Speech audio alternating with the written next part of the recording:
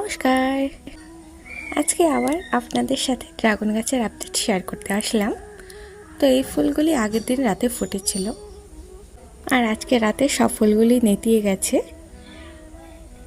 আর ফুলগুলি ফোটার 2-3 দিন পর দেখুন ফুলগুলি কীভাবে শুকিয়ে গেছে।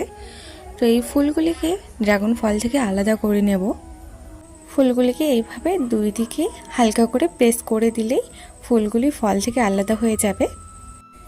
যেহেতু এই কয়েকদিন ধরে টানা বৃষ্টি হচ্ছে, সে কারণে ফুলগুলিতে পচন ধরতে পারে, আর একবার ফুলগুলিতে পচন ধরলে ফলগুলিও নষ্ট হয়ে যাবে। সে কারণে ড্রাগন ফল থেকে ফুলগুলি আলাদা করে নেওয়া অত্যন্ত জরুরি। তো আমি একই রকমভাবে সব ফলগুলি থেকেই ফুলগুলিকে আলাদা করে নেব। আর এবার আমার ড্রাগন গাছে মোট 5টি ড্রাগন ফল হয়েছে। তো দেখুন সব ফুলগুলিকেই আমি ফল থেকে আলাদা করে নিলাম। আর দেখুন এই যে আমার 4টি ড্রাগন ফল, মোটামুটি সাইজ এখনও ছোটই আছে, কারণ ফুল ফোটার কয়েকদিন পরের এটা ভিডিও, বেশি দিন হয়নি এখনও।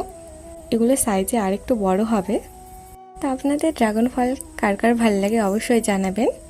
আমার তো ড্রাগন ফল খুব ভাল লাগে, আর সেটা যদি হয় নিজের ছাদ বাগানের, তো আর তো কোনো বলার কথাই থাকে না এখানে। আর আপনাদের বাড়িতে যদি ড্রাগন গাছ না থাকে, তো আমি বলবো অবশ্যই আপনারা বাড়িতে একটি করে অন্তত ড্রাগন গাছ লাগান।